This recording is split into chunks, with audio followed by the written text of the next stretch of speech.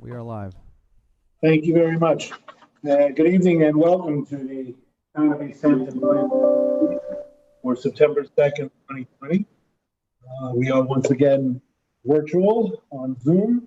I want to thank all the folks over at LTV, Jason and Michael, also planning department staff and board staff for all the work, legal counsel, for getting us all here together once again virtual. So we have a number of matters on for sub-waiver and site plan review, and then a couple of matters in our regular meeting, which will come after. First matter on is 294 Abraham's Path LLC and Marco. This is, Jody, do we have the attorney for the applicant or the representative for the applicant online? I don't know. David Kirst. David Kirst. I'm admitting now. Dave. Is he on? Just one moment. Oh, here we go.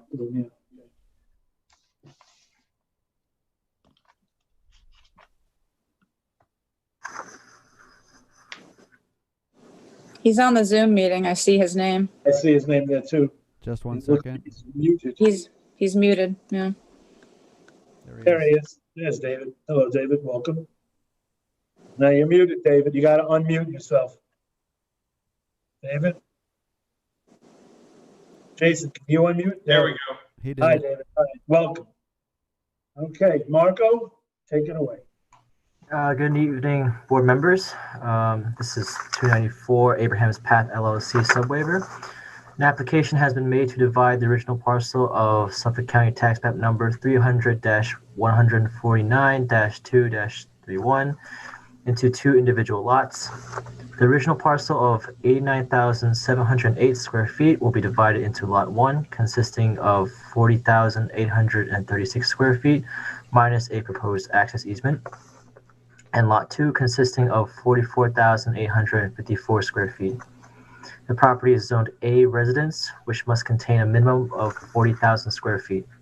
It is situated off of Abraham's Path in Amagansett, located within the Suffolk County Pine Barrens under the South Fork Special Groundwater Protection Area.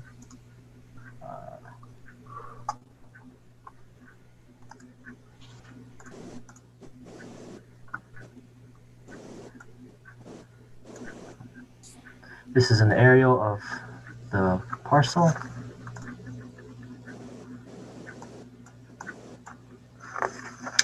Currently, the lot is partially cleared and contains one single-family residence. The existing building coverage and total lot coverage are below the permitted levels, 1.5% of permitted 10% and 6.31% of permitted 35%, respectively. Marco, I think we've got the wrong aerial up, at least on mine. Yeah, it looks like the hotel.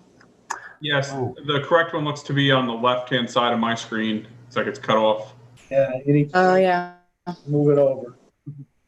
I don't know that we can do that. Nope, I can't do it.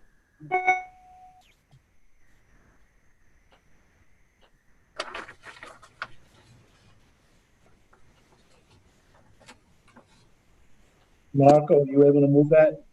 Yeah, I'm trying to figure it out. Sorry. I have too many things on. There?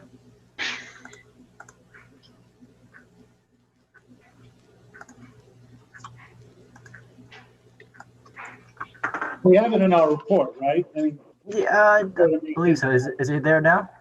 it's about maybe. There we go. Yes, That's Okay. Thank you. perfect. Sorry about that. Where was I? It is recommended that the applicant provide additional coverage calculations for the proposed lots on their survey. The existing limits of clearing is 10,621 square feet, which is below the permitted limit of 32,426 square feet. It is recommended the applicant provide additional clearing calculations for the proposed lots on their survey. As part of the proposal, the existing residence must be removed, otherwise it would be within the newly proposed setbacks. And this is the survey. Zoom in a little bit.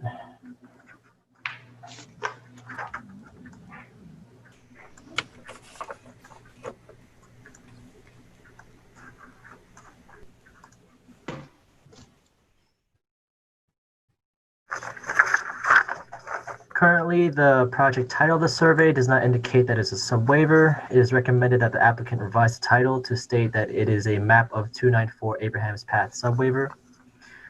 The planning department recommends the depiction of a common driveway profile on the proposed survey as it is specified in Chapter 220, Attachment 6.1, to ensure the road is following the proper design from the town code. The planning department recommends the addition of a 50-foot scenic easement on the frontage along Abraham's Path to protect the rural community character. In addition, a scenic easement will ensure that the wooded frontage will be preserved to match the surrounding neighborhood. This is pursuant to Chapter 220-1.07, subsection H, where along public roads, residential subdivisions shall provide reserved area or scenic easement area as a natural buffer from development. The proposed lot line modification will require approval from the Suffolk County Department of Health Services. The applicants are encouraged to submit an application to this agency as soon as possible if they have not already done so. The proposal indicates the removal of the existing single-family home will include the removal of the existing cesspool that serves as the existing home's sanitation system. The planning department has not yet received comments from the Chief Fire Marshal regarding the fire safety and prevention of the proposed lots. The project is a Type 2 action pursuant to SECRA and Chapter 128 of the Town Code. No further review under SECRA is required. In conclusion, the applicant should address the additions and corrections to be made on their survey. Very good. Okay, Mr. Kirst, would you like to be heard on this? Yes, so I'll be very brief. We've received the memo. The surveyor has already updated the map with the correct revised label, the driveway profile and calculations for the proposed clearing coverage and whatnot for the two proposed lots. As in relation to the scenic easement, I think it says 10%. So I think the minimum would be 47 feet for the scenic easement. We were hoping that would be possible. I know it's only a few feet, but instead of the 50 requested. That's really all I have. Okay, very well. Lou, this is your application. Yeah, I think everything on this application is fine. It seems that technical issues that Marco brought up are being addressed by the applicant. I just need to clear up for my own edification, and I think this is really the only question with regard to this application, is the issue of the easement. Now, Marco, you cited that Article 3, Section 220-1.07. In your report, you indicate that the town is requesting that the applicant provide this easement. But there's some question as to whether or not it's a request or it's mandated by the code to have this easement. So can Thomas weigh in and give his opinion as to which of those options rule? Yeah, I'll have to research it a little further. I mean, Joanne sent me an email today, or I think it was yesterday, going over it, and I haven't had time to look into it yet, but I'll research the easement issue and get you an answer. Well, let's say that it is mandated and the applicant has to provide that easement, but they're willing to provide the easement anyway. How would that impact the criteria for or the minimum area of the lot? Doesn't. Would it still meet the code with regard to having the minimum amount of square footage?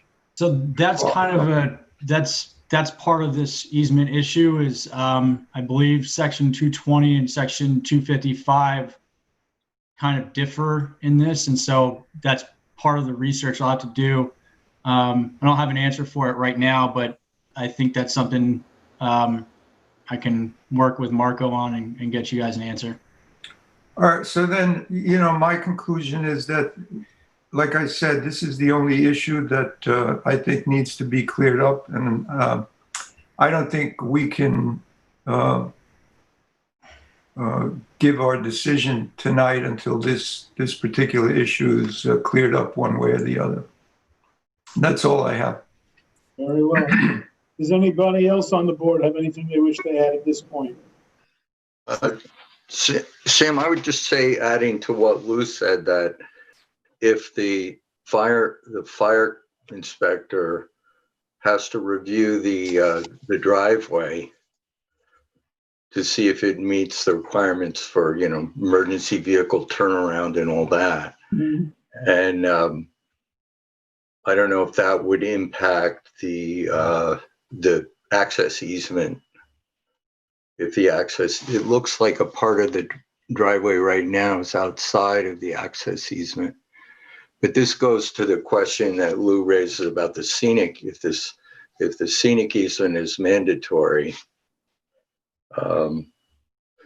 we seem to treat the access easement as mandatory. That, in other words, that does come out of lot area. So I think we need to know what the fire inspector thinks about the access.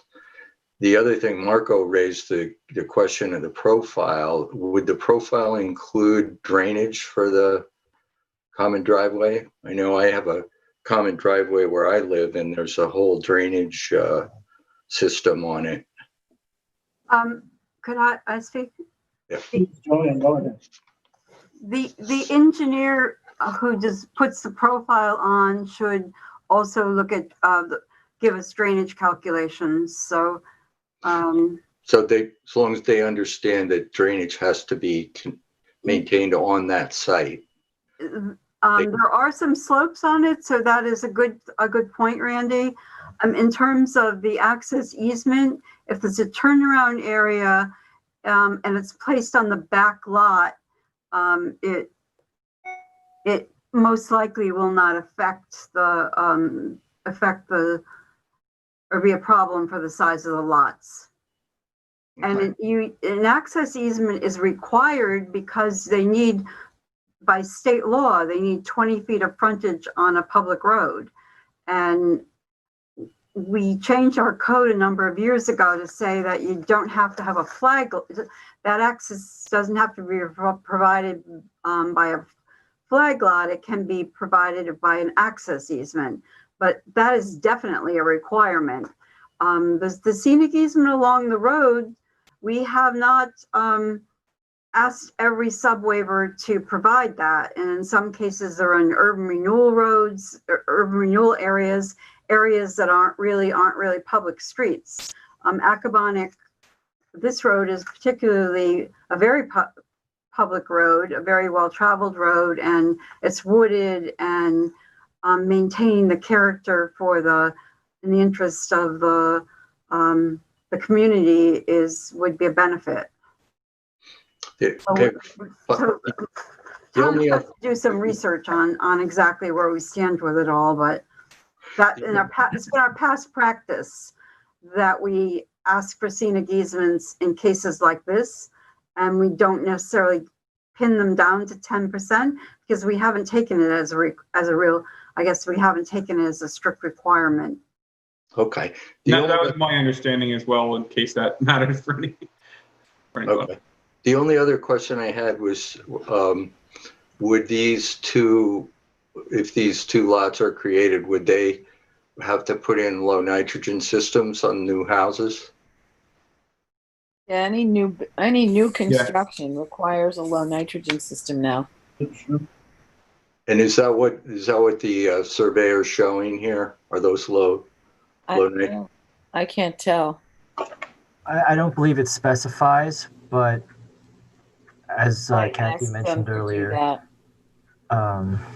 any new construction will require a low nitrogen system. So there's probably plenty of room no matter what.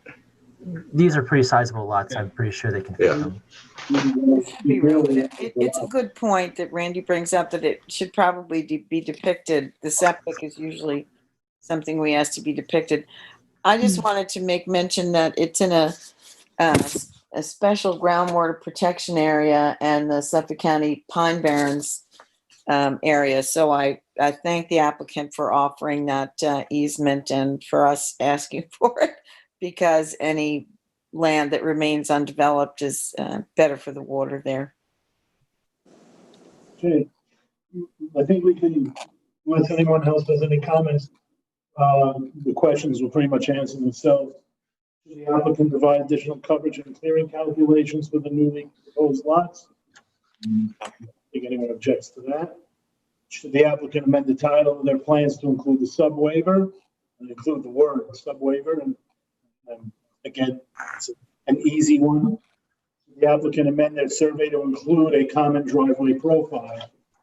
And I think that's probably a good idea on this one.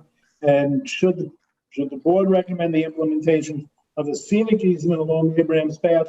And I think on that one, we'll await a report from the council and reconciling of the two code provisions, which may or may not be in conflict. So if no one else has anything they want to add on this one? Tim, I don't know if we need to add on the, I think Joanne and Marco will handle it, but when we ask now, we're trying to do a certain amount of the engineering in-house in the planning department. When we ask for the road profile, we also ask for drainage that contains all stormwater on site. It can't just have it drain off onto the neighbor's property. Got a good point there, Randy. All right, I'd be all right with leaving that for the plan, for Marco to work out directly with the applicant. Anybody else feel strongly about that? Yeah, I think, well, I think Randy's suggestion is useful. Yep. What do you want to do? You want to add it to the letter? Yes, please. All right, I Joe, do. in your notes, I think you mentioned that, and we'll add that to the letter. Go ahead, Randy. No, that's just, you were asking for who No, I don't think we need to vote on that. I mean, okay. Anybody, it's a good idea unless somebody thinks it's not a good idea. Speak up, please. It's just a matter, this is the first time on this one, so we're going to give the applicant some guidance. As you know, we put together a letter.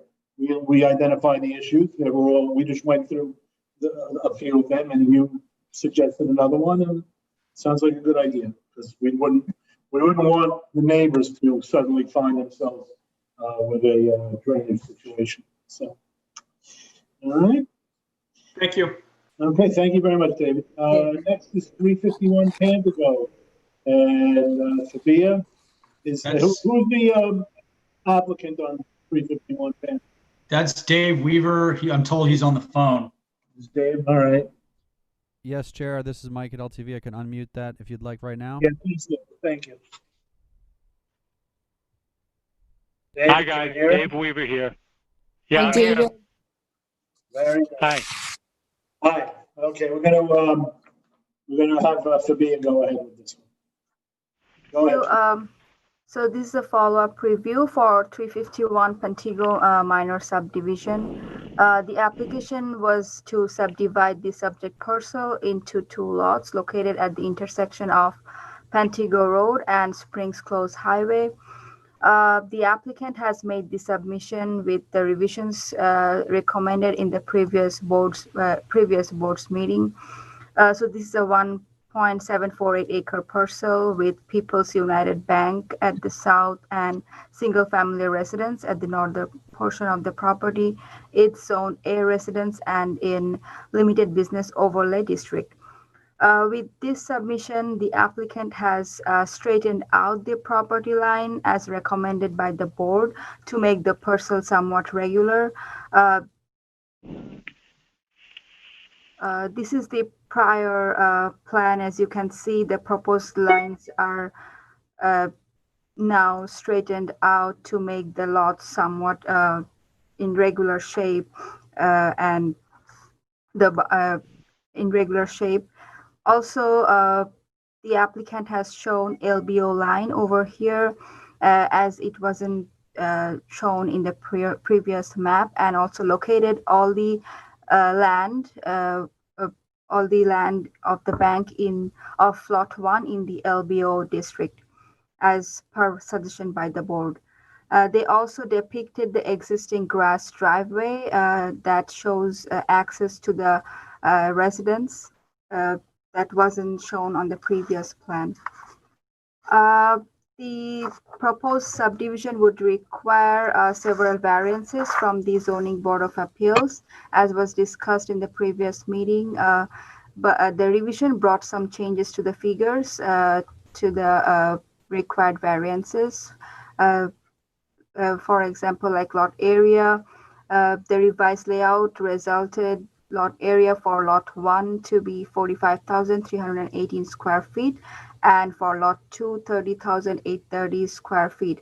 The minimum lot size for properties in a residence is 40,000 square feet. Therefore, lot 2 would need a lot area variance. Also, lot 1 would require total coverage variance with 22,148 square feet, where maximum allowable total coverage is 18,127 square feet. The existing parking would require setback variance, for as the minimum accessory structure setbacks in a residence is 15 feet rear yard setback. And also the underlying zoning is residential, so the planning board does not have the authority to relax the yard setbacks. But the revised layout has allowed the existing dumpster to meet zoning with 32 feet setback, and will not require setback variance as was required in the prior layout. Also, lot 2 is 120 feet wide at the building line, where the minimum lot width requirement of the town code is 160 feet for a residence.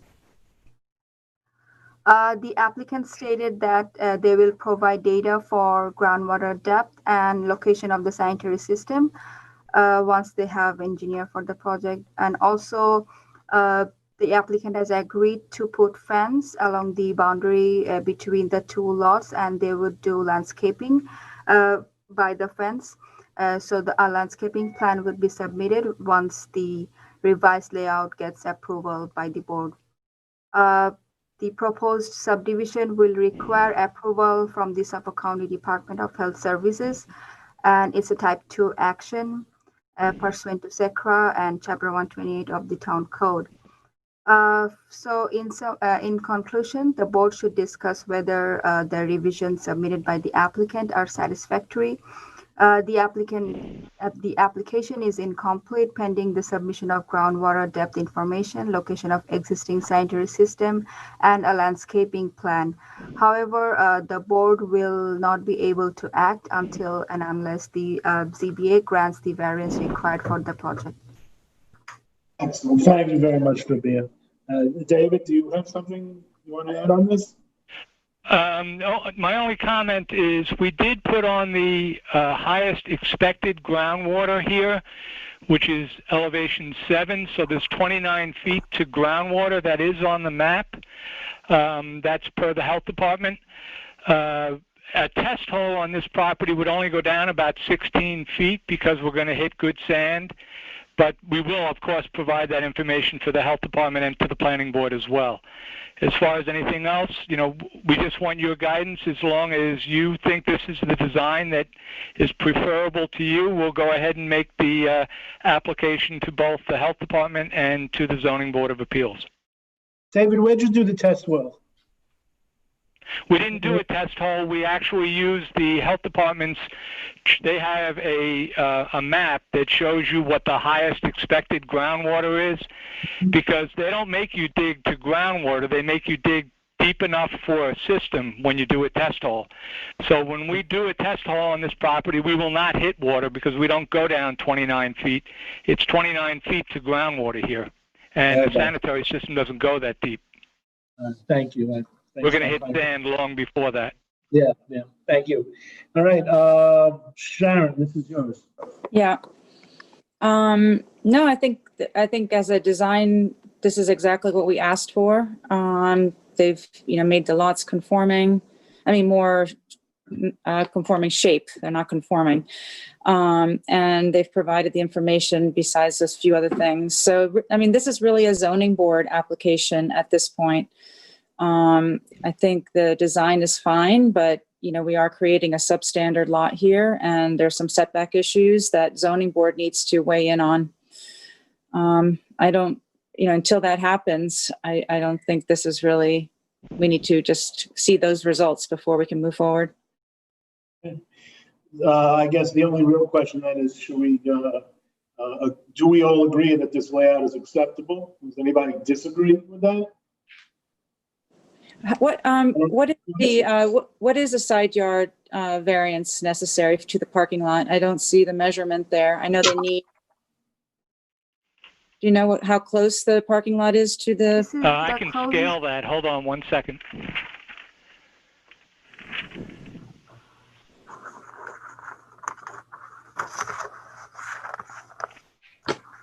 But I think it's At the good that they nearest got point, it the. scales about 5 feet. Okay. Dave, when you go to the zoning board, you should have that number on the plan. So it's Okay, clear we'll put it what on much there. variance you're asking for. Yeah. Yeah. We'll put that on. No problem. Yeah, that'll help them. Does anybody else have anything they want to add on this, about the layout's acceptability? Looks good. Looks fine to Yeah. me. All right, you're on to the ZBA, David. Yeah. Thank you, Dave. Okay, thank you. I would, David. All right. can you hear? Well, all right, next item, we're done with sub-waiver reviews, we'll move to site plan reviews. We've got East Hampton House Pool, and Marco, this one's yours. It's, is Lori Wiltshire on the line? Oh, thank you, yes. Yes, Lauren, you there? she's in the Zoom queue. Saw her name on the bottom before. She was Yeah, a minute she ago. was. I don't see her anymore. Oh, me neither. She was on, but you're right. Wow, she's that's now frustrating. Laurie, come If- back. Is she trying to get back in, Michael? not. Yes, she is. One moment. I see her just now. Thank you.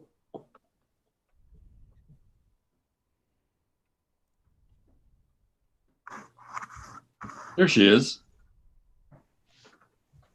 She's just muted, but she's there.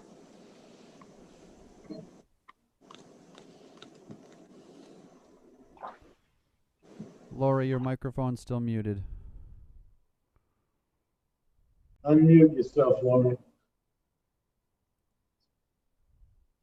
See your mouth moving. Hello. I got There it. you are. All right, Hello. now we got you. Okay. So what was I saying? Marco, this is yours. Okay, an application has been made to renovate an existing pool area with brick paving, barbecue patio area, a shed, and walkways with a new pool of 1,304 square feet, a brick paved deck of 4,038 square feet, one dry well, 4 foot 6 inches fencing around the pool and shed, 2 walkways, a new barbecue patio of 123 square feet, and extensive landscaping. The site is located in East Hampton off Montauk Highway / Pantego Road. The parcel is within the RS, Resort Zoning District. It is 100% cleared of naturally occurring vegetation and contains mostly lawn and mature deciduous trees. It is currently improved with 4 two-story buildings, 2 tennis courts, 1 pool with paved stone decking, 1 shed, 1 barbecue patio. The property has been developed as a motel complex since before the adoption of zoning in 1957.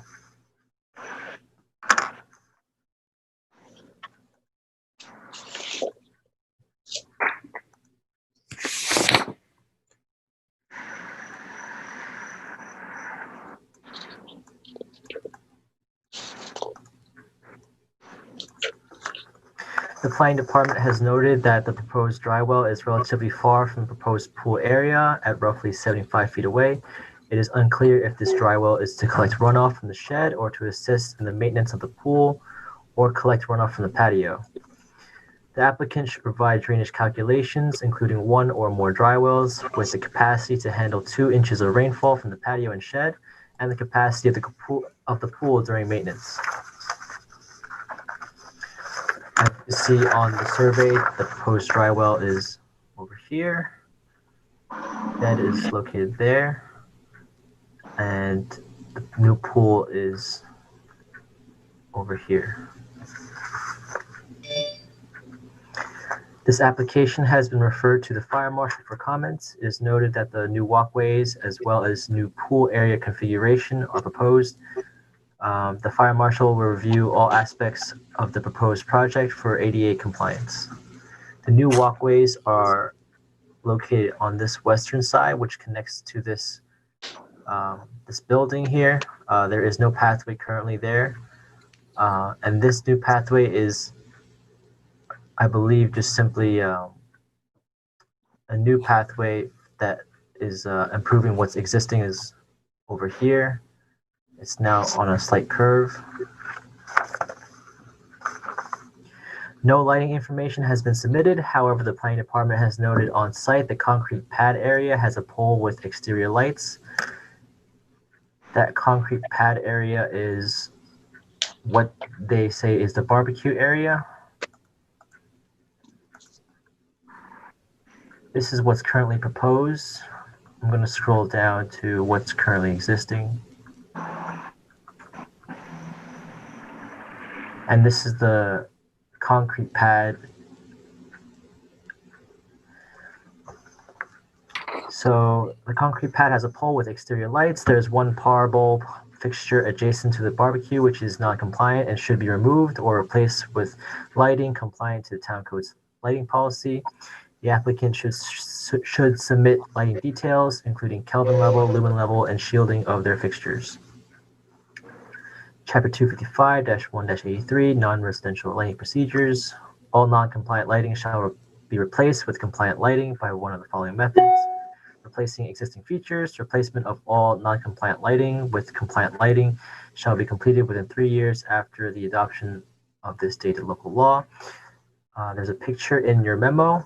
You can see on the right side, there's this little green pole that sticks up and little white fixtures on the top. The planning department has noted that one of the proposed landscaping plants, miscanthus transplant, is an invasive species and should be substituted. The applicant has proposed the removal of 3 mature trees located on the southwest corner of the site. As you can see on this plan, the 3 trees in question are these 3. Grouped up here on the back, on the southern side, the southern western side. A little bit hard to see.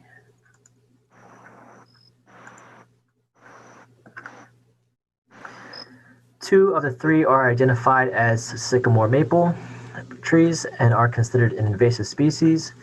The board may wish to discuss the possibility of preserving the 3rd tree, which is a cherry tree. It does not appear that the cherry tree will obstruct the pool or patio. The 3rd cherry tree is this one. The 2 sycamore maples are these 2 here.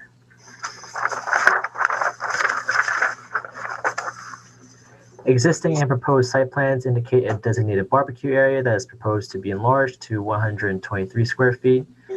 The certificate of occupancy from 1982 identifies a coffee shop within one of the buildings, but not a barbecue area. The applicant should clarify the extent of food service provided and proposed on the project site. I'm going to scroll back up to the proposed. And as you can see, the 3 trees are removed in the proposed site plan, and the concrete pad has moved slightly down and expanded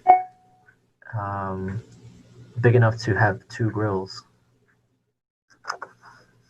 The project is a type 2 action pursuant to SECRA and Chapter 128 of the Town Code. No further review under SECRA is required. In conclusion, the applicant should address concerns including the barbecue area, drainage, landscaping, and title plans. Thank you very much, Mark. Very thorough. Ms. Wiltshire. Hello, Hello. good evening. Welcome Yeah, back. thank you. There's not a lot here related with, there's a lot of maintenance in my opinion, or housekeeping. So we're gonna obviously update the drainage calculations. I've never done a dry well that would actually accommodate the entire capacity of the pool. Is that what you mean? I know you have to have a dry well for if you're gonna spill water off in order to clean it and whatnot around the top, but the entire capacity would be a gigantic dry well the size of the pool. I believe so. I believe that's the case. The dry well needs to be the same size as the pool? No. We'll go back and take a look at that. That's not really quite the case. I think there's a calculation, but we'll get that for you. Okay, that would be great. Okay, that was very simple. The invasive species, I've already spoken to Whitmore's, will be replaced. And the cherry tree is another issue because it blocks sun to the pool, but it also drops a lot of debris into the pool. And then Whitmore's went on to say that it's hanging over the pool equipment building. And once we remove the sycamore maples, the cherry will be more exposed and have no protection, putting it in a greater position to fall. And if it falls, it will fall on the pool equipment building, which could damage it. So that's the case for removing the cherry tree. The lighting fixture will be replaced. The barbecue area is for guests to bring their own food out and cook it and sit at the picnic tables. There's no food service proposed. And the title of the plans will be corrected. Very well, thank you. And I guess, Ed, this is yours. Yes. Thanks, Marco. That was a great summary, and thanks, Lori, for clarifying those couple of points. Appreciate it. Mm-hmm. Yeah, so the drywell thing, we've got to sort of figure that one out. Yeah, I've put in a couple of pools recently, and it doesn't need to be the size of the pool, but you know, there are some pretty definite regulations around its size. So I'm sure you'll do what you need to do to make that, you know, compliant with whatever the code is on that. It's a great opportunity, by the way. I'm just going to point this out. You're certainly under no obligation to do this, but I think it'd be a great opportunity to consider a low impact filtration system of some kind, like, you know, saltwater generator or something like that, where there's minimal chemicals, where, you know, having to drain any of the pool during maintenance would become less of an issue. So just something I'd ask you to consider, right? Yeah, I mean, it's been my experience with pools lately that nobody wants chlorine systems anymore. They're all using the ozone ionators. Yeah. And I had a presentation at another hearing with Mr. Tortorella, who said basically that the water that's coming out of the filtration system in the pool has less chlorine in it than the irrigation system in areas that have public water. Oh, that's interesting. Yeah. So good. So great. You're ahead of the game on that one. So thank you very much for that. Yeah. And you know what? I walked the property today. I don't have any strong feelings about the cherry tree. I think we could easily lose it and replace it with something else. There are a lot of other beautiful mature trees around the periphery of the property. So yeah, in terms of the food service issue, which of course is an issue that always comes up in situations like this where a hotel is being improved. I did actually walk into the lobby today and kind of talk to the manager about the quote coffee shop, which is on the CO. The coffee shop is now a gym, first, right? And you know, what there is in the way of coffee is basically about a 4-foot counter if it's got a Keurig machine on it. So it's certainly not being used in that way. It doesn't feel to me like it would be. I don't gather that you're intending to increase any kind of food service to the pool area or anything of the kind, but you do have a CO that includes a coffee shop, right? Right, but that's not the intention. This is for the patrons of the hotel to be able to cook their own food and sit with their families at the picnic tables. Yeah, I mean, it very much looks that way. I mean, the barbecue area and all that is sort of very casual. It's really not set up for any kind of fancy food service. So, other board members may have other feelings about that, but I don't really, have any issues about the fact that there is this weird approval of a coffee shop. Is the pool larger? Ask that question. yes, answer that question if you would. Is the pool larger than the current one, or is it about the same? A little bit. I think it's a little bit bigger. Let me just check that here. It's a little bit bigger. Yeah, but not by much, I don't think. No, different shape. Yeah. It definitely needs updating, no doubt about it. I understand why you want to do it. The patio area seems to be about the same size as it is already. So all in all, it feels like fairly low impact to me. Just the basic housekeeping stuff we talked about, the titles on the maps, making sure the lighting is compliant, all the things you've already addressed. I think we're pretty good to go. Otherwise, that's what I got. Okay. Thank you. Does anybody else on the board have any comments, questions for the applicant or for Marco? Sam, it's Randy. One, I know in the harbor protection districts, the question of whether the pool was gunite and it was cleaned with an acid wash that ends up in the Drywell. I don't know if that would be relevant here or not, but We're not in harbor protection. no, I know. I just wonder if that Drywell will be taking wash water that has been cleaned with the acid wash, and that we should be aware of that if that's what happens in that Drywell. I'll ask. I don't know the answer. I have a question. Sorry? We have a caller on. I just want to see if the caller is, I'm told, is waiting. Is that caller calling about this matter? Chair, this is Mike at LTV. I don't know what they're calling about, but they're available. I can unmute them if you'd like. All right, let's keep them on hold until the board finishes, as long as they're still there. Okay. Kathy, go ahead. Kathy? You ready for me? Yeah, please. Yeah, I just wanted to see what that call is. Yeah, okay. So I would like the applicant to submit a narrative about the use of this barbecue area. I don't have any problem with most of everything else that's there, but the barbecue area abuts the residential districts and residential housing, really. So I think we're just drawing more activity closer to the residences.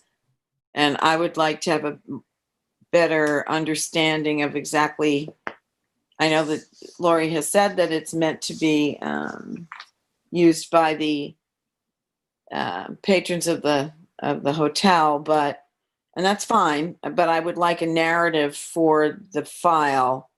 That's fine.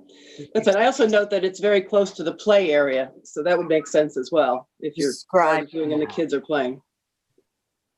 But yes, I will do that. Thank you. Great, thank you. Mm-hmm. Did any other board members have any other questions that they wish to pose to the applicant or to Marco? No. No? Okay. No. In that case, can we find, Michael, can you find out who that caller is and see what it is that they're looking? Yes, I'm going to unmute them now and bring them into the meeting. Okay, thank you. Hello, caller. You're live with the planning board of East Hampton. Hello, caller. Are you there? Hello? Their line is open. Maybe they're calling for another hearing coming up. Maybe it's, all right, well, if they're not responding, I'll mute them presently. mute them back. Okay, no, it doesn't sound like we have very much else. Let me run through the areas that the planning department made sure there's nothing controversial in it. Should the applicant clarify the extent of their food service provided and proposed on their site plan? And, Lori, I'm sure you don't have any problem with that. Nope. Okay. Should the applicant provide drainage calculations for the Drywell, pool and deck? And again, we'll have to clarify the extent to which the Drywell is going to, well, not the extent, the size of the Drywell. The applicant provides their landscaping plans to prevent the planting of invasive plant species? That's usually a yes. And should the applicant revise the title of their plans under a common name? And we want to make sure that And, these oh, yeah, thank you, Kathy, yes. comments And- include the submission of a narrative. Right, and Jody, if you could add that into your notes for the letter that will be going out on this. Tim, can we just, in that the section on the drywell, just asked if the applicant would clarify if they use, how they, if they use an acid wash that is then emptied into the drywell. That's all, for the pool. All right, that, you want that in the letter? They're just in, I just think as an item of, in the letter, I think. Yeah, it should include that information. If we don't ask for it specifically, we may not get it, so. If you could do that, that'd be great. Thank you. Okay. Give me a moment, folks. I need to mute. 1 second.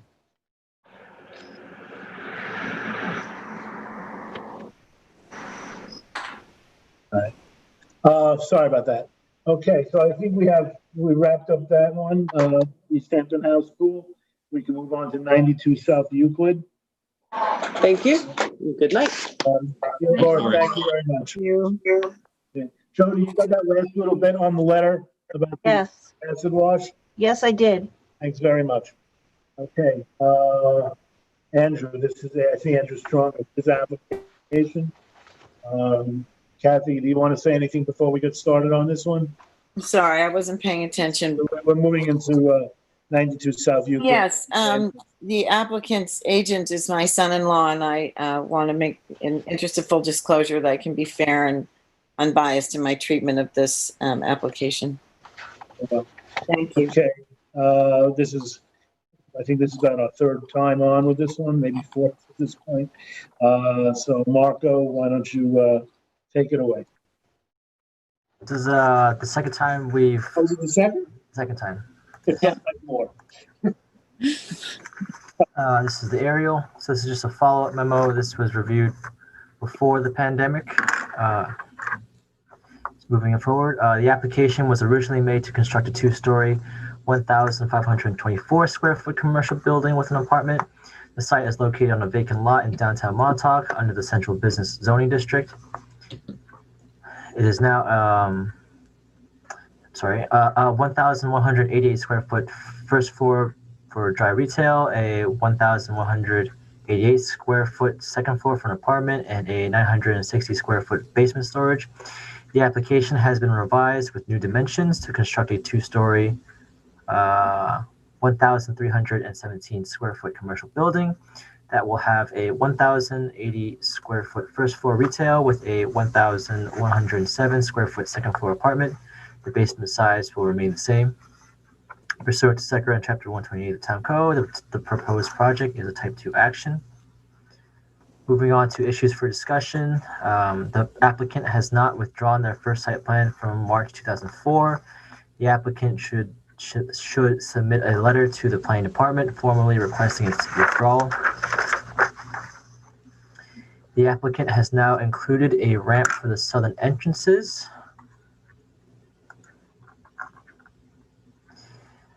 That connects to the sidewalk along South Euclid Avenue. The fire marshal has commented stating the submitted information is sufficient. However, details of an accessible route to the parking space, for example, curb cuts, should be provided. The applicant should demonstrate clearly on their site plan that the designated handicap area will have curb cuts to the sidewalk. So what I'm sharing right now is the first floor plan. As you can see, the ramp is on the side here, and this will service this rear entrances or exits along the town alleyway. The front has no step. And if I zoom in on the site plan,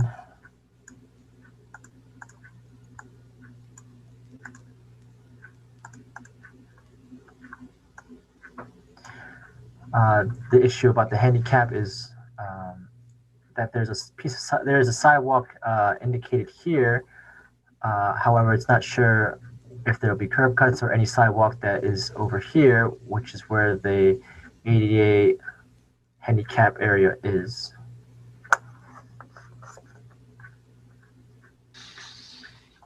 So the first floor, the floor plans appear to depict a wall down the center of the first floor of the building. The applicant should clarify if the proposed wall in the middle of the retail space will be built. If built, the site will have a potential 2 retail uses, which they are entitled in a central business zoning, but should be noted. A memo from the building inspector and Glennon has found the proposed side yard setbacks do not meet the town code. The applicant should revise their plans to reflect the building inspector's interpretation by meeting the side yard setbacks as required in a central business zone. Moving back to the site plan, this is where the 3-foot setback is. It is on the eastern side. Given the new size of the building, the overall parking or the parking spots will be required will be a total of 7, which of the minimum 1 must be ADA accessible. The applicant has proposed a total of 7 spaces, of which 2 are ADA accessible. As a reminder, the 3 proposed spaces in the front of the parcel will require variances from the Zoning Board of Appeals due to their positioning in the right-of-way.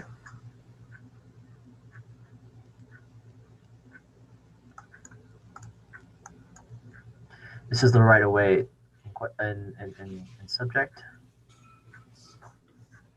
However, proposing parking spaces within the right-of-way will mirror the existing conditions on neighboring properties such as Kazura and Beckman. Additionally, the 4 spaces in the rear are adjacent to an existing alleyway owned by the town. The applicant will be responsible for ensuring proper access and improvements to the back alleyway as has been required for the neighboring buildings. The planning department suggests that the proposed plan specify the sidewalk along South Euclid Avenue to be pink tinted concrete to match the adjoining properties, as recommended by the Downtown Montauk Central Business Study.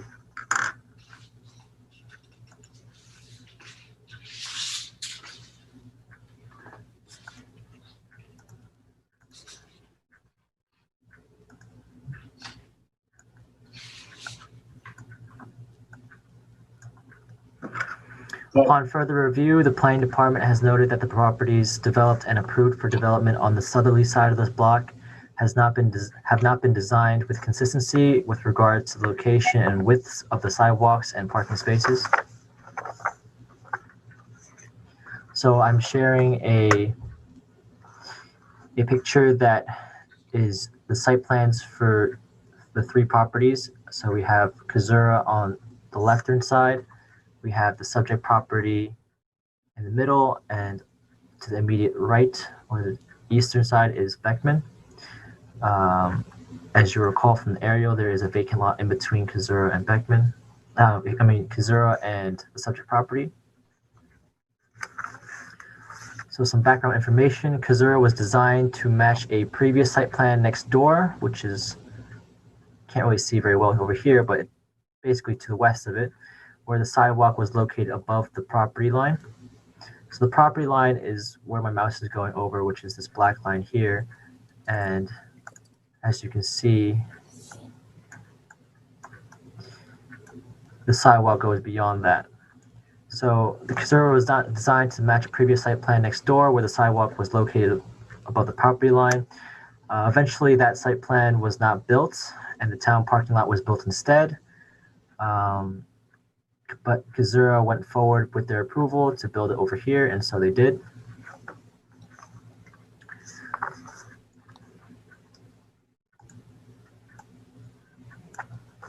So the parcel to the immediate west of the subject property, as I mentioned before, is vacant and does not have a pending or approved site plan. The parcel to the west, which is Kazura site plan, has been constructed with a 4-foot wide sidewalk and has 10-foot by 18-foot parking spaces, both in the street right-of-way. The last parcel to the west is what I explained before, which was the public parking lot and had a previous site plan. And that one also has a 4-foot sidewalk. So on the easterly side of 92 South Euclid, the Beckman site plan was approved but not yet constructed. The approved site plan provides a 5-foot wide sidewalk located on the parcel, as well as 9-foot by 20-foot perpendicular parking spaces, partially located on the site with 3 feet on the parcel and 17 foot in the right-of-way. So the differences are in the sidewalk size as well as the location of their parking spaces slightly. Nice. The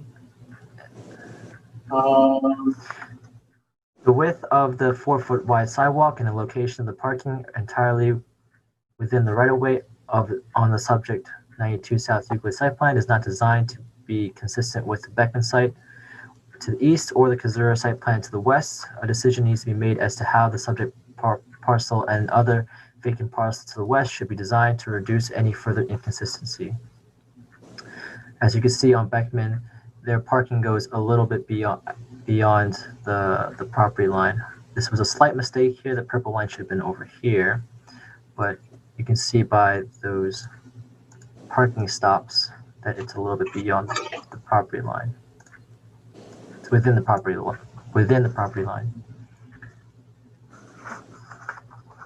The planning department recommends that the subject site and the vacant site to the west to be developed consistently with the Kazura site,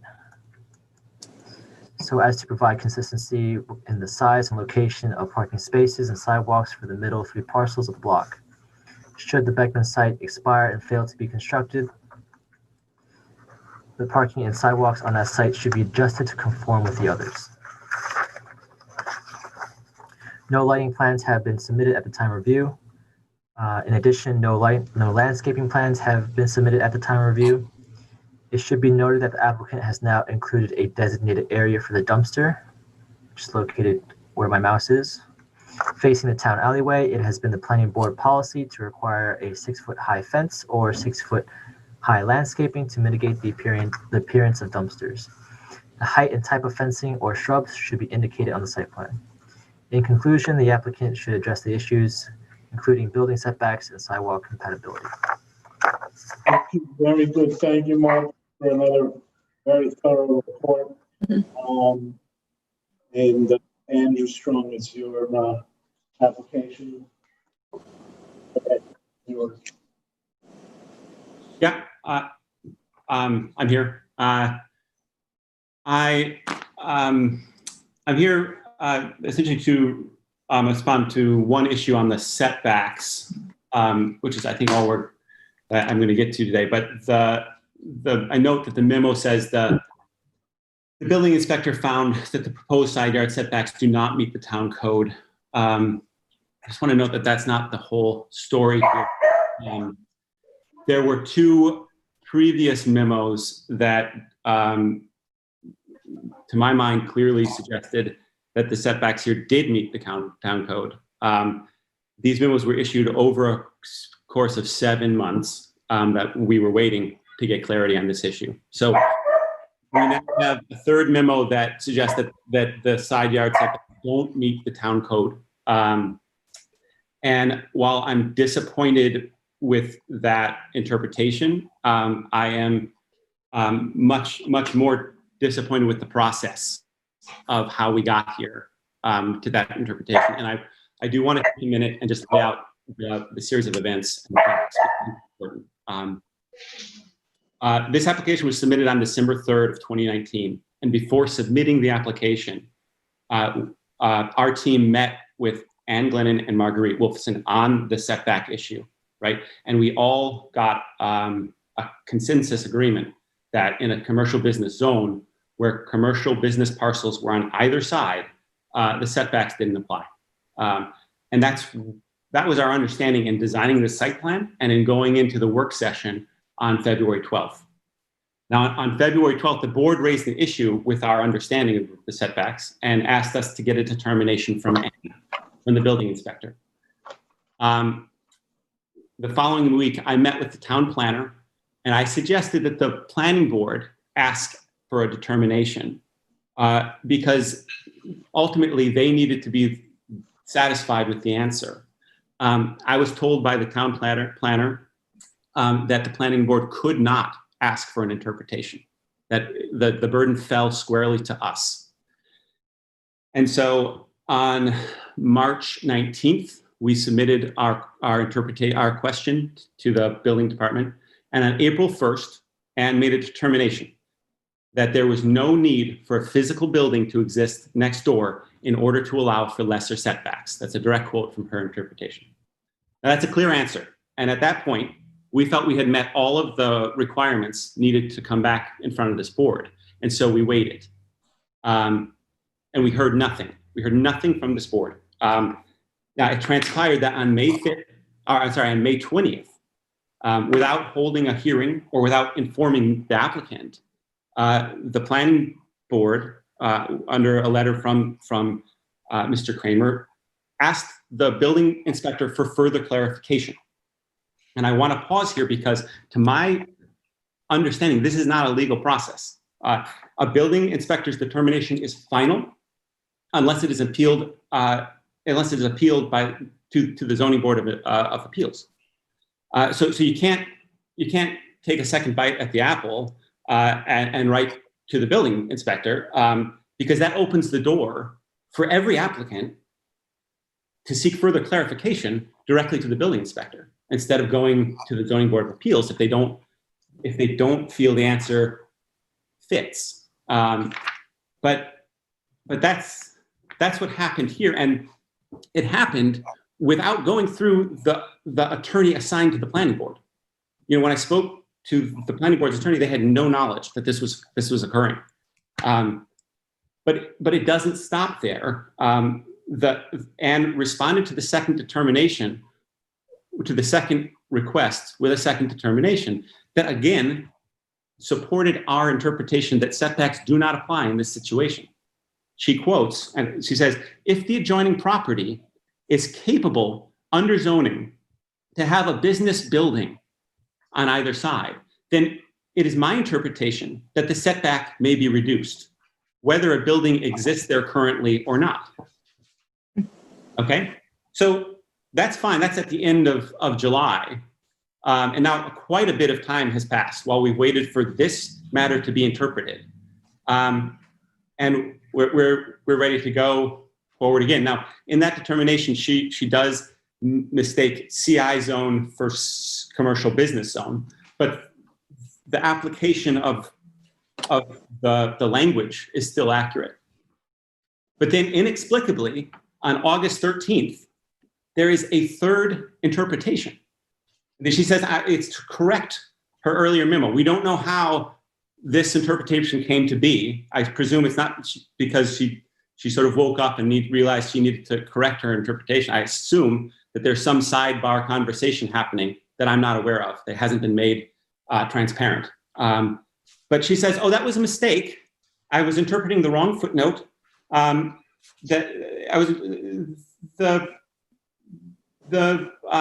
footnote I was interpreting was note 7.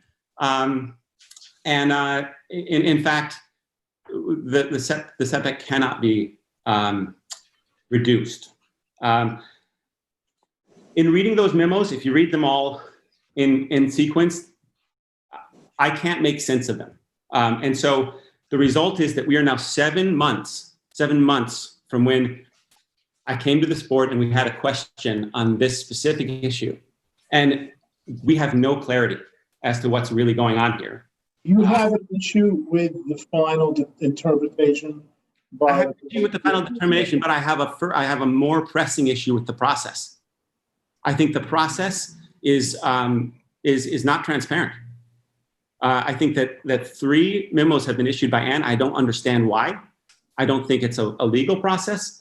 And I think that, I approached this board with total confidence that irrespective of the answer we get, that the process is pursued with integrity. That's how I've always approached you, and that's been my experience. But something's happened here where there's been a sidebar conversation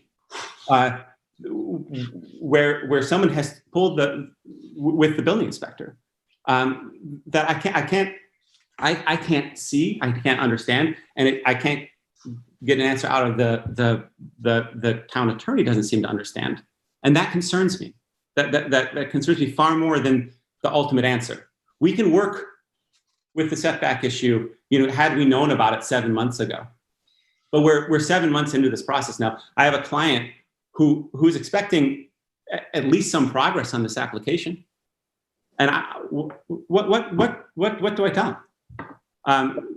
It's taken 7 months to get 3 different determinations from the building inspector. When was my original letter? When was that? That was back in I think February, you said? May 20th. I'm sorry. It was the first letter requesting further clarification. The original hearing was February 17th, when the board said, we don't necessarily agree with your interpretation, but why don't you go to Anne and ask her for interpretation? Mm-hmm. So I did that following that meeting in February. Okay. Now we've been waiting since then to get clarity on this issue, and we finally got a final determination. I got it maybe August 20th, maybe a little before that. Well, I mean, right off the bat, maybe COVID has something to do with it, but that's possible. I can only ask the planning department. I appreciate that COVID has really disrupted lots of things, but Anne gave us a response. Anne gave us a response in April, and she gave us another response at the end of June. So it's not the response from Anne that's the issue. It's some animating force that's not satisfied with those answers that's asking to continue to generate interpretations that, to my mind, are outside of the channel. I mean, you ask for an interpretation. If you don't agree with it, you appeal it. That's if not, Anne's going to be flooded with requests for clarifications. I understand. And Andrew, the only thing that I can do about this. Sam, you're breaking up. The only thing that look, Andrew, this is the first time that I've been told about this. I'm going to look into it. That's the only thing I can tell you. I'm going to find out why. Find out, first of all, if there were conversations, what caused those. It's very possible that my letter wasn't clear. It's very possible that it was something that started with an error on my part. I don't know. I'm going to look into it. I'm going to find out, and I'm going to respond to you. I appreciate that. So, that's all we can do. I until you brought this up to me tonight, right here, I didn't know this was an issue. That's why, in fact, remember I said at the beginning, I thought this was on more than twice. Yes. So it seems to be older in my mind, but I'll look into this and I'll get you an answer. It's the only thing I can do. I appreciate that. And I appreciate the opportunity to voice these frustrations. No, that's fine. That's fine. I want to know. Okay. Because I know that I wrote that letter, and and I want to see. Look, if it turns out that your concerns are misplaced, I'll tell you that too. So at least if it looks like that to me, but I am committing to you that I'll look into that. I appreciate that. I'd also ask that, irrespective of the final answer that we get, once we adjust to it, depending on what we do, and I'll have a conversation with the client about that. Mm-hmm. That when we resubmit, that this application be expedited to the fullest extent possible, because we have been waiting now for 8 months, for 7 months, just to be accurate, for an answer on a single interpretation. And I have a client that is patient and understanding and wants to work with the board, but his patience is, I think, very, very understandably now being tested. And I think that would go a long way as well. Very well. Okay. Sam, can I say something? Please, Joanne. Yes, please. It's unfortunate there was an understanding like that from the beginning, and I don't know, can't imagine how it occurred, because every other lot in downtown Montauk has been required to meet the side yard setbacks. It's never that section of the code is never, that wasn't applied to Beckman on the other side. It wasn't applied to Kazura. It hasn't been applied to any other lot in downtown Montauk. So I don't know where the misunderstanding came that could be applied to this property. That section of the code is meant for something in downtown, like in the middle of Amagansett, where buildings touch each other. It wouldn't make any sense to require a side yard setback on those buildings because you couldn't construct on them. It's like that in a downtown area. I don't think we've got the interpretation from the building inspector. So, you know, relitigating it, she's the building inspector is the authority on it. I don't know that we need to relitigate. I believe that she had misunderstood what your question was. I think that's where there was some confusion in the memo about there being a residence next to it in one of her interpretations. I think she misunderstood what the question was. The remedy then is to take it to the zone of the Board of Appeals if you disagree with the determination. I don't know if that's what happened. That's right. I mean, this is speculation, but I'm responding to speculation. Look, Andrew, quite frankly, the commercial business zone is designed to have reduced setbacks. If you look at the commercial business zone in any hamlet of our town, buildings are built right up next to each other. So I appreciate that the planning department has a different interpretation that's made very clear. It's not their role to interpret the code. And that's what I believe happened here. I believe that they started with an answer and abandoned the process. So I'm triggered by those comments. So I'll just stop now though, because I don't want to go too far. We're going to find out what happened. I think also, am I correct in saying that a large portion of what you have an issue with is the time frame, the length and that things took. Absolutely. And aside from what decisions were made and whatever, and how those decisions came to be, a major issue for you is the length of time that it took to shake itself out. That's right. And how during that time I couldn't see what was happening.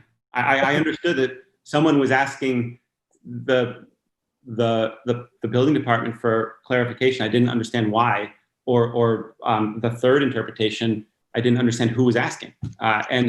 Well, at some level you were asking, right? I mean, I asked the first time as directed by the planning board. Okay, well, I got an answer. You needed that information, so. But yeah. Okay. All right. I'm going to look into it and find out what happened. Let you know. Okay. Thank you. Okay. So after all that, do you have anything else to add regarding the application itself? I don't. We've been waiting on that point, and that's where we got to. Very well. In that case, Sharon has been patiently waiting, and so why don't you take it from here? Yeah. Well, I mean, I think that is probably the biggest issue, how they're going to design the building on the lot, whether they're allowed that setback or not. And I have that highlighted as, that the way I read the memo, it was something that they were going to have to take care of. So now we have more research to do. But other than that, I think, they reduced the size of the building. So the parking now, fits on there like it didn't before. So I appreciate that they reduced the whole commercial building and have made this all fit better than it did before. So thank you for that. And, the cleanup stuff, I mean, yes, I think we need to have the curb cuts, shown on the site plan. Yes, we need to clearly know whether that's two retail spaces or one, what they're allowed it, but we just want to know that. And then of course I have the 10-foot side yard setback as a biggie. And then the other big issue, big issue is just cleaning up that whole sidewalk parking area, which seems to be a little bit all over the place there with all the different site plans. And, I can appreciate the planning board's recommendation just to keep it with the properties to the west, since two of them have already been built. So then just continuing that line of sidewalk, and then hopefully the Beckman one, I don't know, because that'll be really strange later if the Beckman one gets skewed down, because right now they're showing them in line, but we're now asking them to move it up to where the west side, lineage is. So, I think that's probably a good idea since that stuff is built. But, I'll take somebody else's who might have a little bit more knowledge about that if someone has a better suggestion. I'm willing to think about that. And the only other thing I wrote down was, somehow, hiding the dumpster, whether it's fencing or landscaping. It doesn't matter to me. So, I think the biggest thing we have here is obviously the setback and the sidewalk. All right. Does anyone else on the board have anything they wish to add at this point? Sam, I have a question about this whole process. This is just for my own edification. So when Andrew asked the board for an interpretation of the setback rule, which the board then passed on to Ann Glennon for interpretation. If that came back, if Ann Glennon came back with a decision, an interpretation that the planning department didn't agree with, I'm just speculating now, just for the sake of my question. Lou, I don't think that's how it happened. I think. No, I'm not saying that's how it happened. No, but the asking, what would happen this is a hypothetical. What would happen if the interpretation came back and the planning department didn't agree with it? Well, Lou, we need to hold on. Everybody stop. Listen. I have committed to the applicant to look into this. I'm not going to get into a whole conversation about hypotheticals and what ifs. We're going to look into this. We're going to find out what happened, and we're going to report back to the applicant and to the board because I have questions. I don't want to get us on a tangent about what could happen if that. I'm just asking what is the regulation? What is the process? What is the proper method that should be used? That's all. I'm not saying that I'm not accusing anyone of going. To tell you the truth, Lou, I think that's part of what the investigation has to be about, of what looking into this has to be about. Okay. What should have been done and what was done. And I don't want to sit here right now and put Thomas on the spot and have him tell us what should have been done. We're going to find out and we're going to get an answer because I'm not happy about this. All right, I'm really not. And I kind of wish I had known before we clicked on tonight that this was something that was so prominent. But it's here now, and the only way I can see to deal with a situation like this is with transparency. All right, and if I have to ask 500 questions to get answers, I'm going to do that. But I'm going to find out what the hell happened. I'm going to find out whether anything was not done the way it's supposed to be. If the applicant is wrong and his suspicions are off base, I'm going to tell him that too. But part of the whole thing is to start with how should it be done, and that's not something that I want to do right now. Right. So. I just have something. Well, I saw Thomas, I saw Ian, and so Thomas, why don't you go, and then Ian, and then Kathy. No, I was just going to say the same thing. We don't really need to deal in hypotheticals, so go ahead. All right, Ian, did you have something you I wasn't saying anything, but yeah, I mean, I guess I just have a question for for anybody, just factually speaking. There were 3 correspondents, I guess, or 3 answers from the building department. The only one determination was issued, which is the most recent one. Is that correct? Well, you know what, Ian? Let's find out. We have to look at the words. Okay. I want to see what the words are. Look, it's very powerful that a response came out and somebody looked at it again and said, this is wrong. And I guess no. I think that just factually speaking, there's a response and there's a determination. Yes, you're right. Was there one single determination that was the most recent one, or were there determinations that were amended? I'm just curious. You don't have to answer that now again. Ian, the answer to your question is we're going to find out. Yeah. Okay. Well, that answer should be clear, but I'll wait on it. I guess the only other thing I would have to add then is, as far as the sidewalks go, I'm fine with matching them to the west and to the east, and it looks like we're going to the west. The problem with that is it pushes the parking further out into the right of way, which I think makes sense to a point, but the farther east we get towards that turn, I think it becomes problematic. And so if we don't know what's happening with the Beckman site where the sidewalk is further in, I'm not sure it's so clear cut that we want to push it, further north to match up with the Kazura site plan, because I think that makes for more difficult parking, frankly. The only reason to do that is because it would match, but it doesn't match on the other side. So I just don't want to come out with a clear cut thing that definitely move that. I'm sure the applicant would love it because they get more room, and maybe it turns out to be right, but I don't think it's clear cut. Kind of it's like a whack-a-mole. Yeah. Otherwise, and also, I remember that Kazura site plan. It's in the right of way because it matched, but generally we don't encourage parking in the right of way unless there's some special case. And I don't want to keep creeping this towards an intersection where everybody's in the right of way because, one site plan 5 properties over was. So I just don't think it's too early to start thinking about that. I don't have an answer. Otherwise, the only thing I was going to say about this was the setback thing, which clearly is going to be discussed. So. Yep. Okay. Kathy, I'm sorry. I cut you off. Go ahead, please. That's okay. I have a couple quick things. I agree with Ann completely on the sidewalk issue.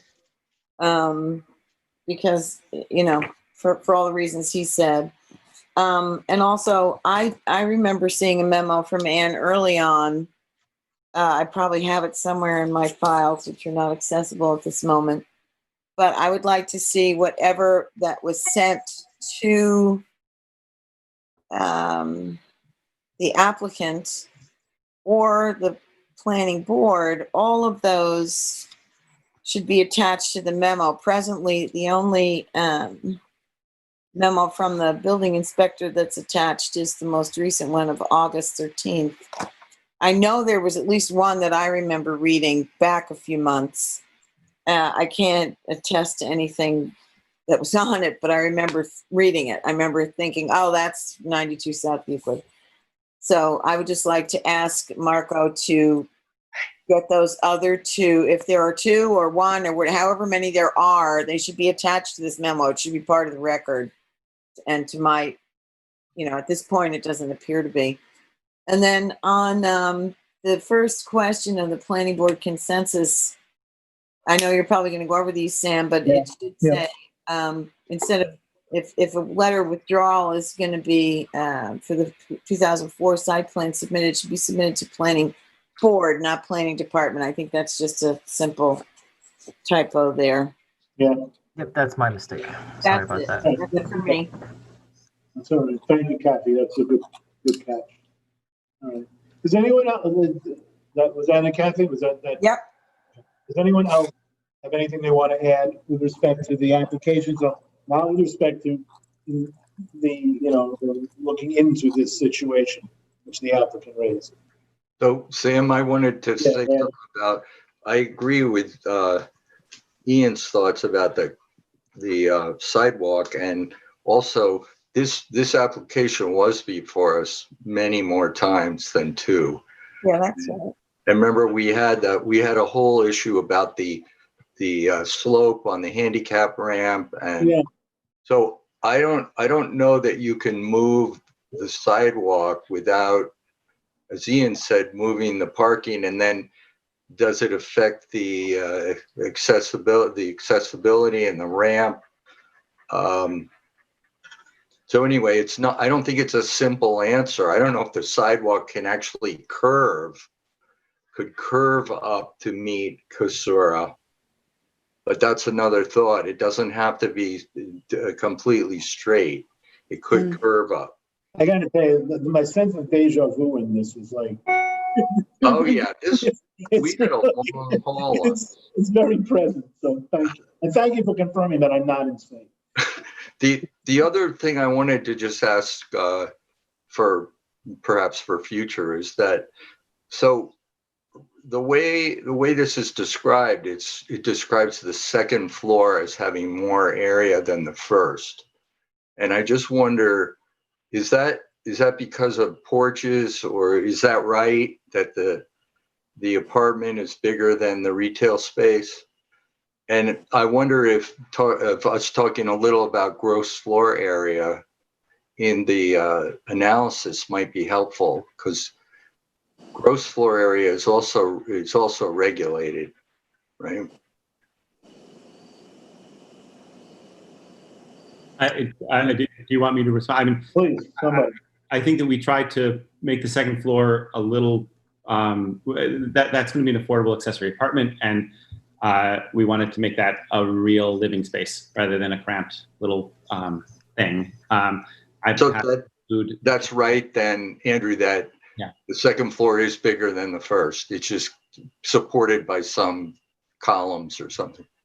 I think so. I can make sure that we get the right answer on that, though. Okay. To my knowledge, this is just the second time that we've been in front of this board. We're in front of the board. I think that's true, Andrew, by the way. I think that that's true. Yeah. I think that's true too. I blacked out and missed one, which, I'm capable of doing. Maybe I'm mixing it up with across the street, which I think seems fresh in everybody's mind, but it's a different application. You may be right. The one with they built the ramp without the engineer. Yeah, that's a different application. Okay. And that one's approved and done. Randy and I are both insane, and we're in the twilight zone, Sam. I couldn't be better company. We're happy to move the sidewalk. How if we can get a clear answer, we can accommodate that. We prefer it off the property for liability reasons as well as spatial reasons, but we put it on the property for to tie it into the western or to the neighboring parcel. So to me, that's an easy fix if you can get us direction on what the board wants.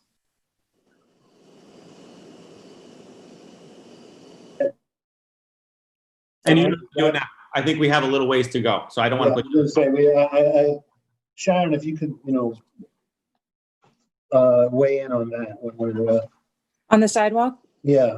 You have to do it now. What I'm saying. Well, what makes it difficult is that the property to the west is not, is an empty lot. So, I mean, I agree with what Ian said that maybe, bringing it closer in makes sense. As you go around the curve, you don't want cars, in the way of the right-hand turn there. So, that makes sense. But it makes it difficult with having these unfinished lots on which way to go. I don't know. Well, no, I wasn't asking you to do it right now. I'm saying, okay. Yeah. All right. There will be another one of these. So because between the Kazura and this lot is empty, even though it doesn't show it as empty.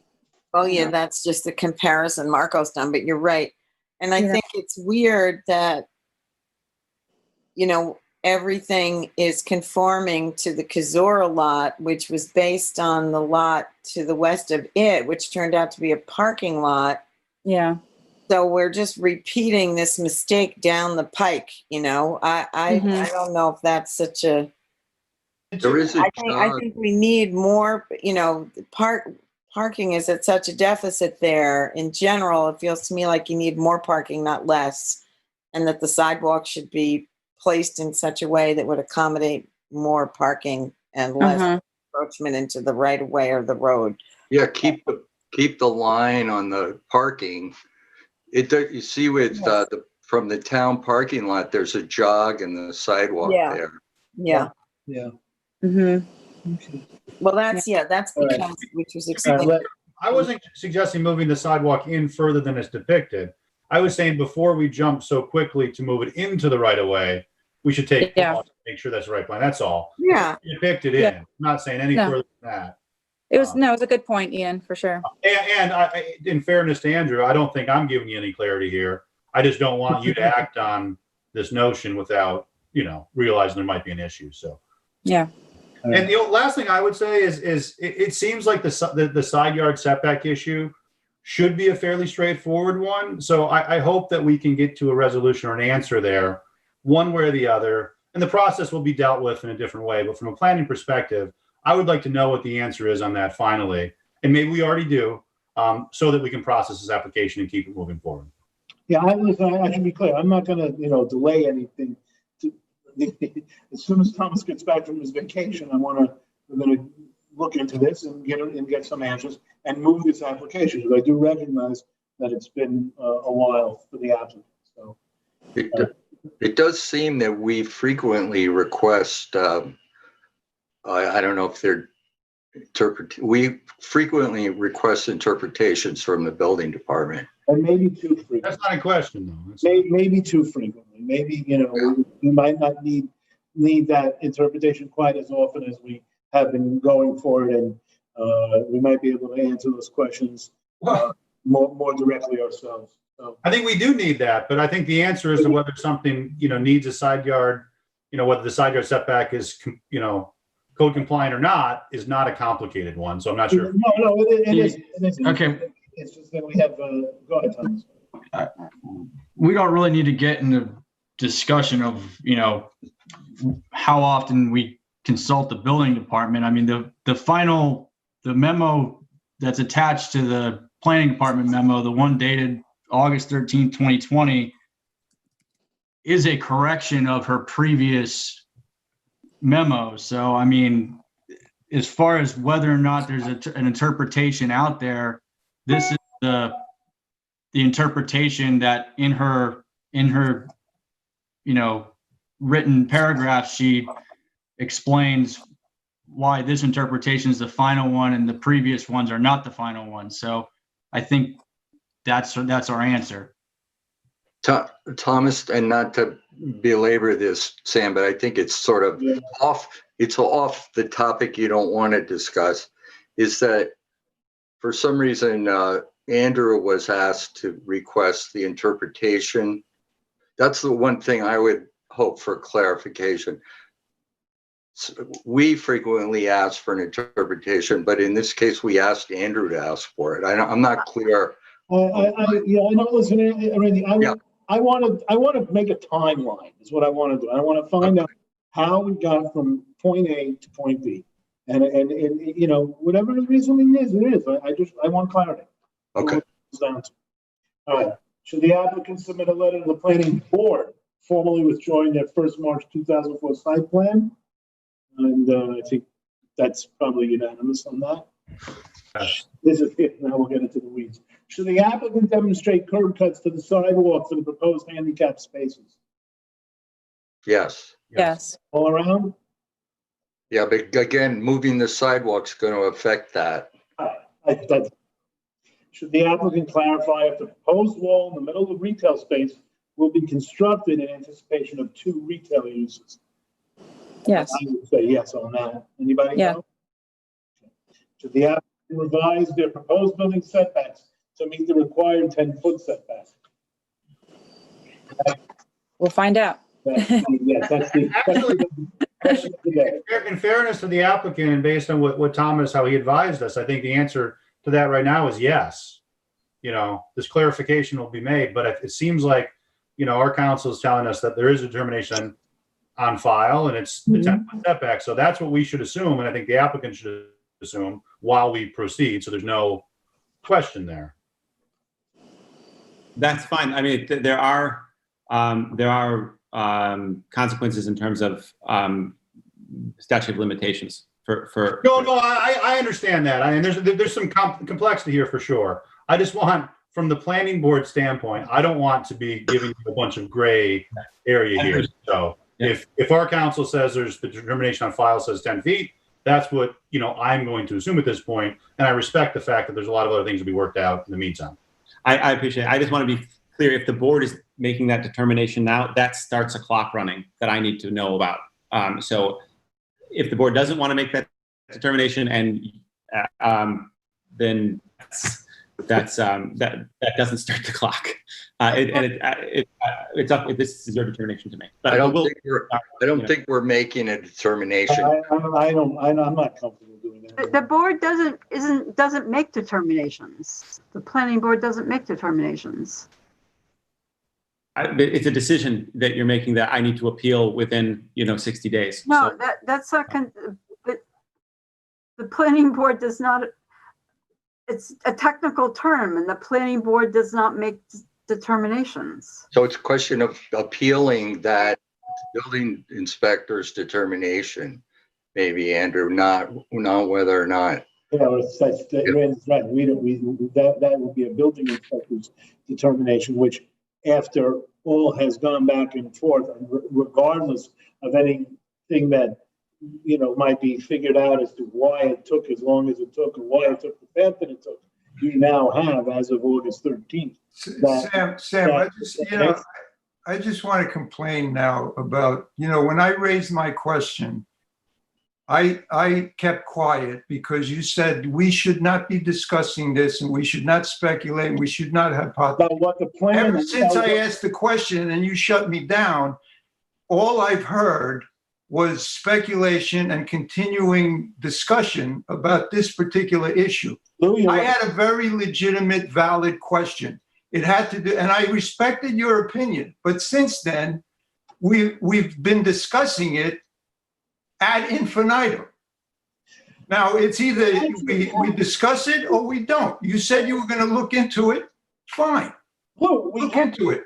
Lou, the only thing that we discussed was, and thank you for focusing that, the only thing we discussed was in the last 2 lines of dialogue when Andrew said that he had a deadline that triggered. And the answer to that is, thank you for focusing this in my mind, it's up to Andrew to figure that out. Okay? Not for us, not for me, not for Thomas. It's for Andrew to figure out. Now, if Joanne is right, I don't know who's right. Andrew has to decide what his statute of limitations is, when it starts to run, what it is. And I made a mistake just now by opining that it was August 13th. So thank you. Andrew, it's up to you. Whatever you think. I can live with that. Okay. All right. And Lou, thank you, because you're right. But I don't think we've been talking about the specifics of how it should be. That was the only thing that just now went into that ditch, which it shouldn't have. And thank you for pointing out that it went into the ditch. So, Andrew, you're a lawyer. You know what to do. Just to make sure everybody's clear on the board, the August 13th, 2020 memo from Ann describes and explains her decision from the previous letter and memo. So I would say that this August 13th, 2020 memo is her final interpretation of the issue. But that's going to, listen, and if Andrew wants to treat it that way, then he can treat it that way. Whatever, it's, he's the lawyer. He's the lawyer for the applicant. So I'm going to finish this off and then move on. Should the applicant indicate fencing or landscaping on the site plan to mitigate the appearance of the dumpster? Thank you for something that we can all agree on. Right, folks? Yeah. Yes. Yes. Should the applicant match, I'm back to this again. Should the applicant match their front and rear sidewalks and parking spaces with the Kazura property? See if they can do a jog like the town parking lot.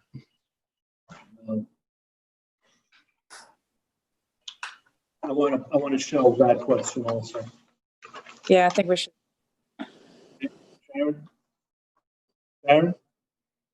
Sharon? Yeah. All right. Look, this is an unexpected series of events in this one, but to the extent that there were questions that were raised and they're legitimate, not the question, to the extent that they were legitimate. It is legitimate to raise the questions. I'm going to look into it.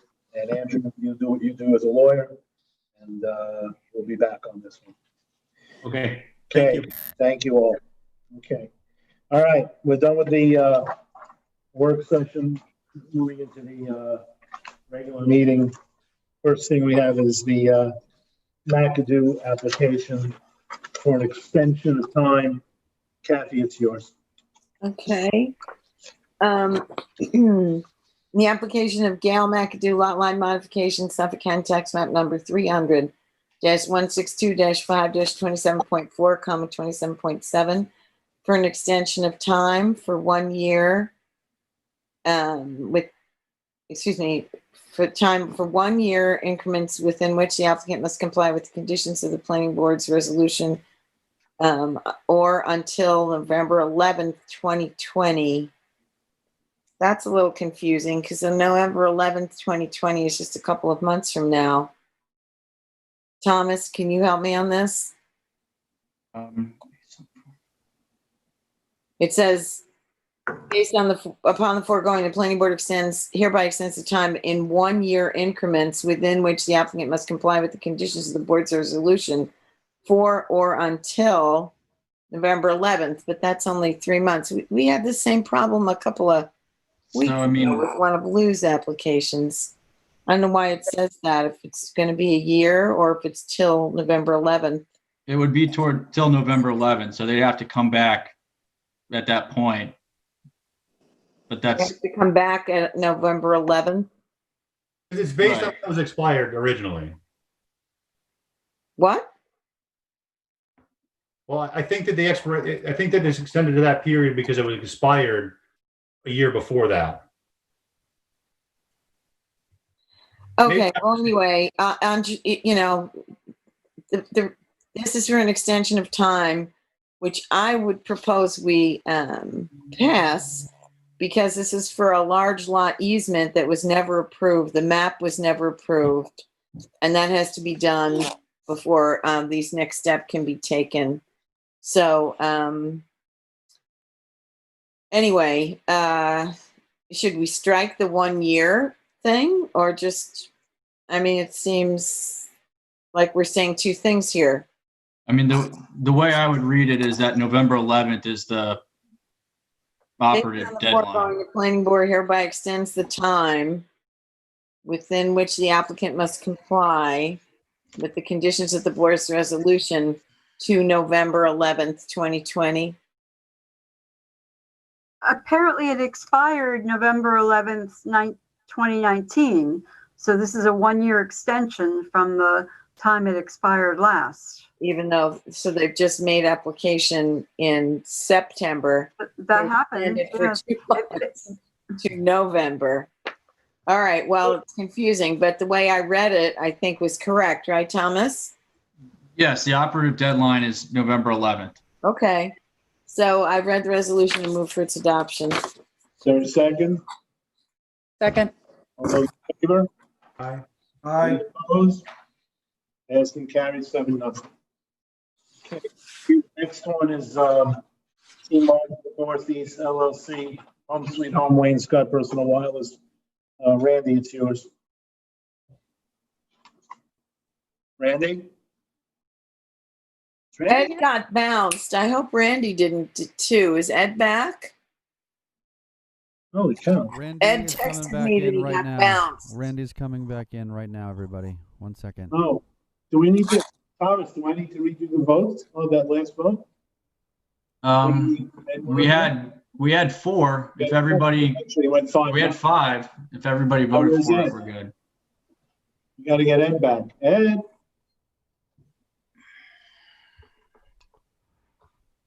Ed is It, not in the it waiting says room. unstable connection. Maybe Okay. that's his internet. As I soon mean, as I Ed know comes that back, Jason I'll mentioned join him. that about me earlier today, Here that I'm a comes little Ed. unstable. Here comes Ed now. Stable planning board member.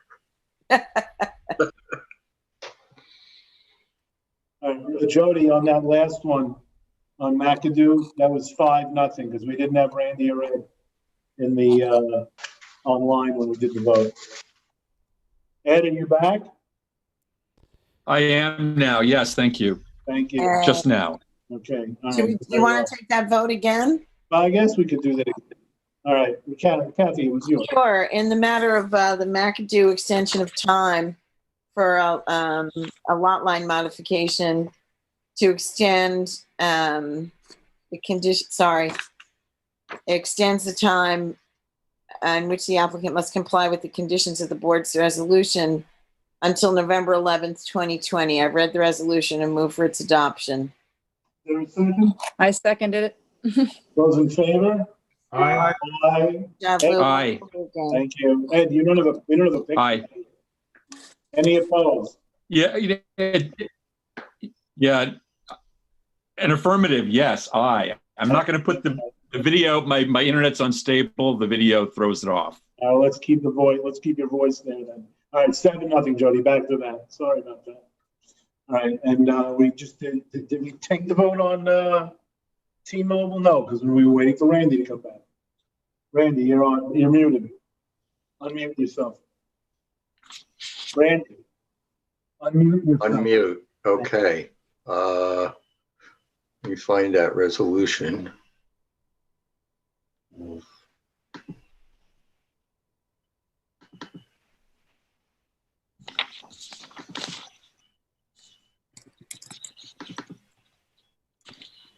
Okay.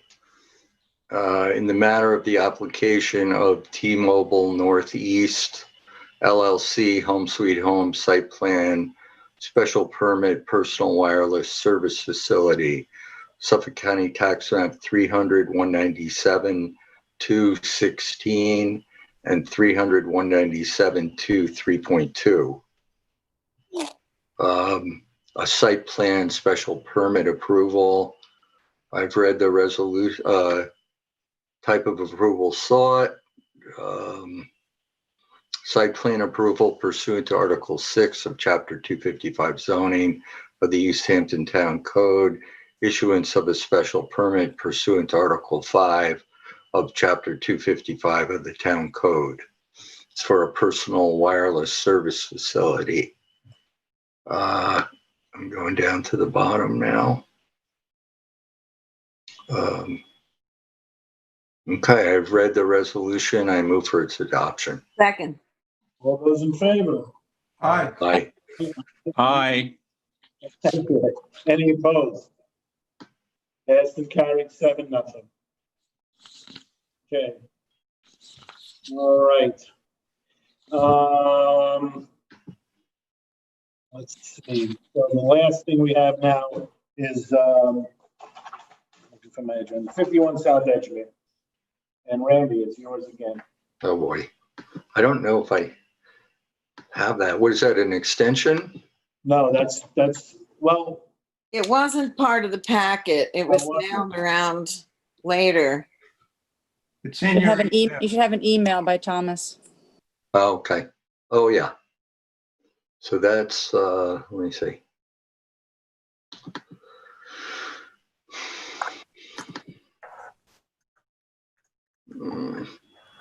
If somebody else has it and wants to read it, it's fine with me. Who has it? Kathy, do you have it? Yes, I have it. Would you please do the honors? Okay. In the matter of the application of 51 South Edgemere LLC site plan, Suffolk County Tax Map number 300-552-1-1.2 for site plan approval. With the conditions listed, I think there's a misspelling on the owner of the property. I think it should be EDGEMERE, number 5, under project description, which is A, category A on the first page. It's correctly spelled under B.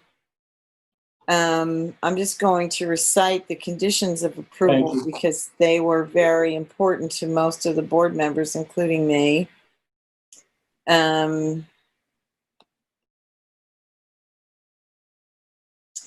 The approval is granted contingent upon full compliance with the conditions set forth in this section. Property may not be used except in accordance with this conditional approval, and all improvements shall be made, built, or installed in accordance with the plans described below. And then there's a list of the various pages of the plans. On this is H, condition of approval. HC, additional conditions and time limitations, requires building permits cannot be issued until the conditions enumerated in subsection 3.2, 3.3, 3.4, and 3.5 below have been met, as evidenced by the report of the planning board chair. The applicant must obtain final approval from the architectural review board, submit a revised first floor plan seating chart for the restaurant. This plan shall identify the area labeled upper lounge as the upper dining area. So to clearly identify this area and the seating therein as part of the restaurant use. I'm going to well, anyway, separate from the bar. The revised first floor plan seating chart for the restaurant shall also include the square footage of the areas labeled, quote, lower dining area, unquote, comma, quote, upper lounge, unquote, paren, to be changed to upper dining area, close paren, kitchen, and water closet, WC for water closet restroom. It's 3.5. The revised first floor plan seating chart for the restaurant shall also include a breakdown of the number of seats, which will be, as per the submitted first floor plan seating chart, 14 bar seats, 48 outdoor restaurant seats on the southern patio, and 138 indoor restaurant seats. Overall on-site seating shall not be permitted to exceed 200, with no more than 48 of the 200 seats being outdoor seats on the outdoor patio only, as per the current certificate of occupancy. The outdoor shower should be connected to the existing wastewater disposal system. That, I think, is being upgraded, but anyway, all roof runoff shall be directed to gutters and leaders connected to dry wells as depicted on the approved site plan. Excuse me, the parking and access and drainage improvements required by the site plan approval, including any devices for delineating parking spaces or directing traffic flow, shall be maintained by the applicant for so long as the improvements approved as part of the site plan are in use. This requirement shall be a continuing condition of this approval, and the applicant and any successors in interest shall repair, replace, and maintain these improvements as may be necessary to satisfy this condition. All landscaping shall be maintained by the applicant in accordance with the approved site planting plan for so long as the improvements approved are part of the site plan are in use. This requirement shall be a continuing condition of this approval, and the applicant and any successors in interest shall replace and replant the landscaping on site as may be necessary to satisfy this condition. No certificate of occupancy shall be issued for this site for the improvements or for the improvements thereon until and unless all the foregoing conditions have been met. The applicant shall apply for and obtain a building permit no less than 3 years from the date of this resolution and apply for a CO no later than 4 years. I've read the resolution and move for its adoption. Second. Second. All right, all those in favor of it, Aye. Aye. Aye. do that again. Favor is Sharon, Randy, Ian, Ed. Ed, Lou. Lou. Opposed? I'm opposed. I'm opposed. Okay. So that I feel that I'm voting. I don't need to say why I'm opposed. I can just vote against this, right, Thomas? Right. It's 5-2 by my count. 5-2.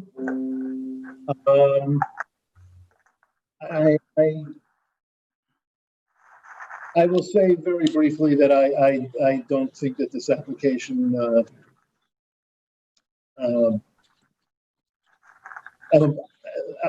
in my opinion, that this application should have been much clearer as to what the intentions were with respect to this movement of the bar. I'm not satisfied that it was made clear throughout the process. I know that we deemed it complete, and maybe we should, maybe we shouldn't have. I can tell you that the way I see it, the application says, the application that we got back in May 2019 said only description of project. The purpose of this project is to renovate, modernize, and redesign the building essentially within the existing footprint. Now, I've read many initial applications, and that sentence in that application is just incredibly vague compared to any number of other applications where and I'm not going to take the board's time now and read, but I can tell you that I've read through a dozen of them, and that's the most innocuous statement I think I've ever read in an application, particularly one where there was substantial changes to the interior, movement of half a kitchen down to the basement, and building of more facilities in the basement, and changing what was essentially a 6-person or 7-person bar in the front as you walked in to a much more substantial bar in the center of the place. I could go on, but it's 5 to 2, so, and it's only 8:30.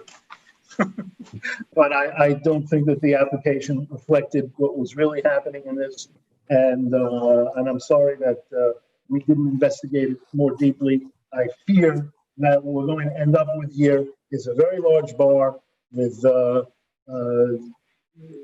lot of parking problems down the road.